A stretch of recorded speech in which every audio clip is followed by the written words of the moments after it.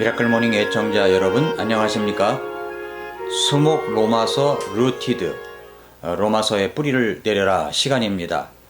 저는 로마서 루티드 로마서 말씀을 전할 때마다 로마서 전체 1장부터 16장까지를 다 읽습니다. 읽을 때마다 기록을 하고 있고요. 읽다 보니까 대조적인 말씀들이 참 많이 나오는 것을 볼 수가 있었습니다. 그때마다 제 로마서 노트에 표시를 해두고 기록을 해 두었는데요. 이 시간 어떤 대조적인 단어와 구절, 말씀이 나오는지 같이 한번 나눠보겠습니다. 성경을 많이 찾기 때문에 여러분 한번 성경을 같이 보시기 바랍니다. 먼저 로마서 2장 7절부터 10절입니다.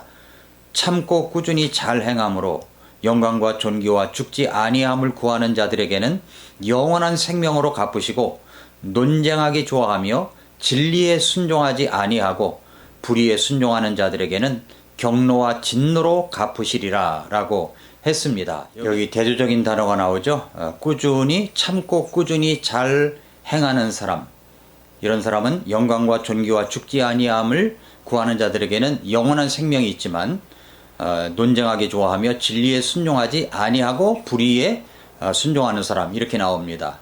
또 9절과 10절에서는 악을 행하는 사람의 모든 혼 위에 환난과 곤고가 닥치리니, 그러면서 또 선을 행하는 각 사람에게 하면서 대조적인 나옵니다. 악을 행하는 사람, 선을 행하는 각 사람, 이렇게 말씀이 나옵니다. 물론 그 결과도 반대겠죠. 로마서 3장 23절과 24절에도 대조적인 구절이 나오죠. 모든 사람이 죄를 지어 하나님의 영광에 이를 수가 없었다. 그런데 24절은 뭐라고 얘기를 합니까?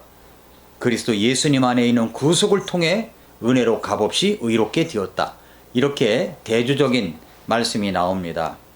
그 다음에 또 로마서 5장 15절, 로마서 5장 15절에 보면은 그러나 거저 주시는 이 선물은 또한 그 범죄와 같지 아니하니 이는 한 사람의 범죄를 통해 많은 사람이 죽었을진데 하나님의 은혜와 또 한 사람 예수 그리스도에 의한 은혜로 말미암아 선물을 더욱더 많은 사람에게 넘쳤기 때문이라고 이야기를 하고 있습니다.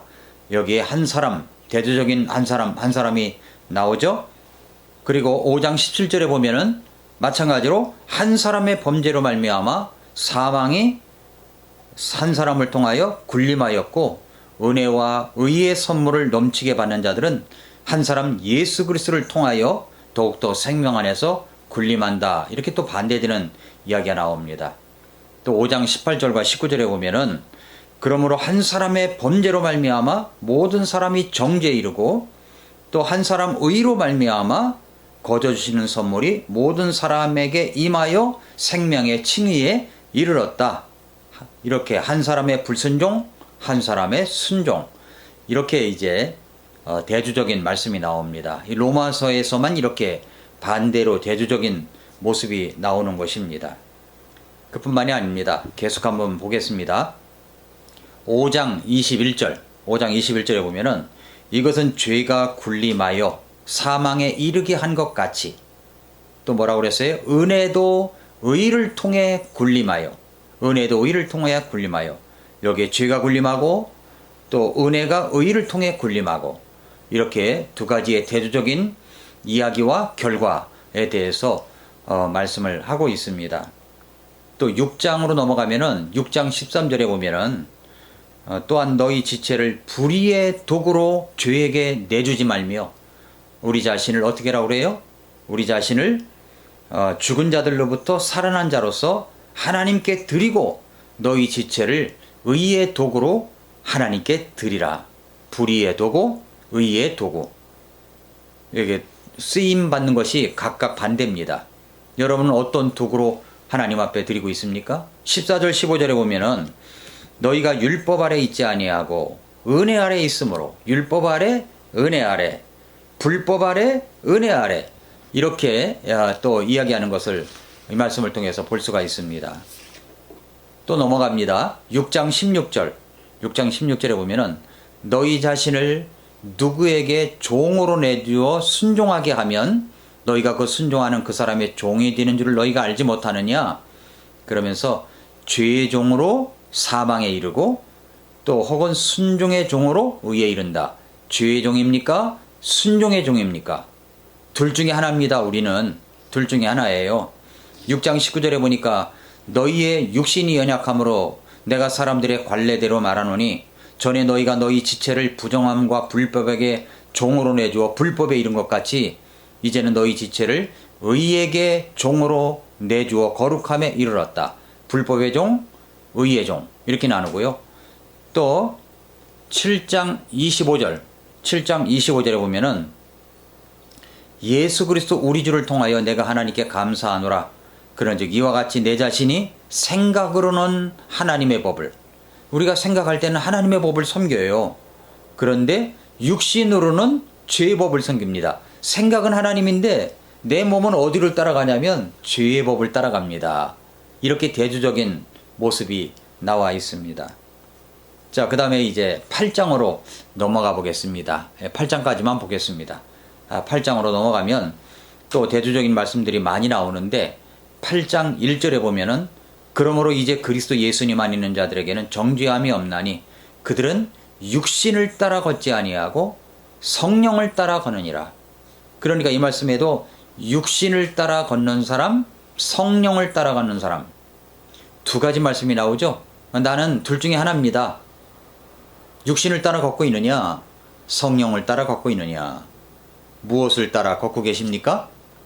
또 4절 말씀에도 이것은 육신을 따라 걷지 아니하고 성령을 따라 걷는 우리 안에서 율법의 의가 성취되게 하려 함이라고 그랬는데 육신을 따라 걷고 있습니까? 성령을 따라 걷고 있습니까? 또 8장 5절에도 육신을 따르는 자들은 육신의 일들을 생각하고 육신을 따르면 육신의 일들을 생각합니다.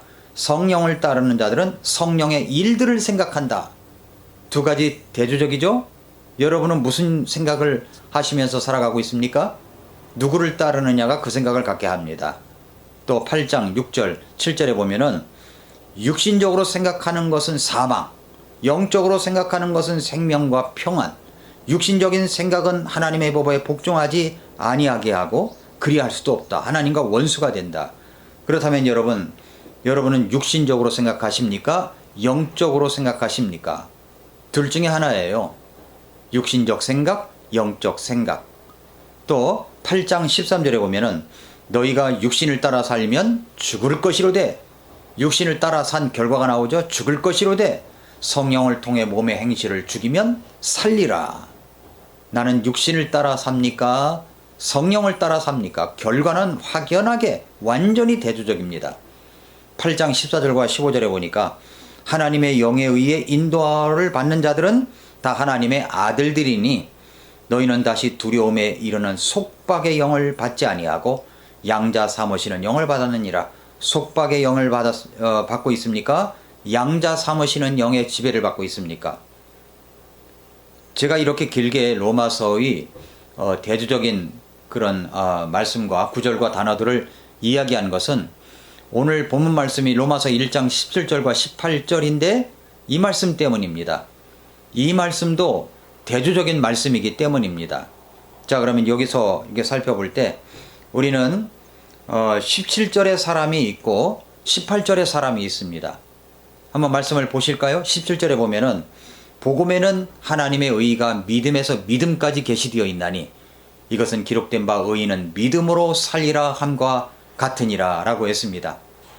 또 18절에 보면은 하나님의 진노가 불의 안에서 진리를 붙잡아두는 사람들의 모든 경건치 아니한 것과 불의를 대적하여 하늘로부터 계시되었다라고 얘기를 합니다.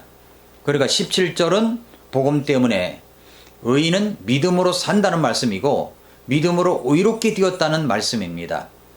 그러나 18절은 어떻습니까? 하나님의 진노가 쏟아지는 사람들에게 대한 그런 이야기입니다. 여기 17절에 사람이 있고 18절에 사람이 있습니다. 믿음으로 의롭게 된 사람이 있습니다. 지금도 여전히 하나님의 진노 아래 있는 사람들이 있습니다. 여러분은 어느 쪽입니까? 여러분은 어느 쪽입니까? 17절입니까? 18절입니까? 주일학교 어린이 구원 찬송가에 이런 찬송이 있습니다. 구원 찬송가에는 정말 좋은 찬송이 참 많습니다. 이런 찬송가예요. 문 하나만 있네 안쪽과 바깥쪽 둘 중에 너는 어느 쪽인가 문 하나만 있네 안쪽과 바깥쪽 나는 안쪽에 너는 어느 쪽 여러분 어느 쪽입니까? 저는 안쪽입니다. 저는 17절입니다. 여러분은 어느 쪽입니까? 바깥쪽입니까? 여러분은 몇 절입니까? 17절은 로마서는 17절에서 로마서는 믿음으로 의롭게 되는 말씀이 핵심입니다. 오직 믿음으로만 구원받는 것입니다. 그러나 오늘 밤 이 세상을 떠난다 해도 천국에 갈 수 있는 확신이 여러분에게 없다면 여러분은 17절이 아닙니다. 저는 17절입니다. 1978년 5월 14일 날 예수님을 믿고 구원받았기 때문에 저는 17절입니다. 여러분은 18절입니까? 아니면 17절입니까? 그것을 한번 생각해 보십시오. 나는 안쪽에. 여러분은 어느 쪽입니까? 우리가 안쪽에 있다면 예수님을 믿고 구원받은 17절 쪽에 있다면 우리는 믿음으로 의롭게 되어 있고 믿음으로 의롭게 되었고 또 믿음 안에서 자유함을 갖고 살아갈 수가 있는 것입니다. 오늘 대조적인 말씀을 통해서 나는 어디인가를 분명하게 확연하게 선을 그어놓고 믿음으로 살아가는 우리 성도 여러분들이 될 수 있기를 축복합니다. 오늘도 미라클 모닝입니다.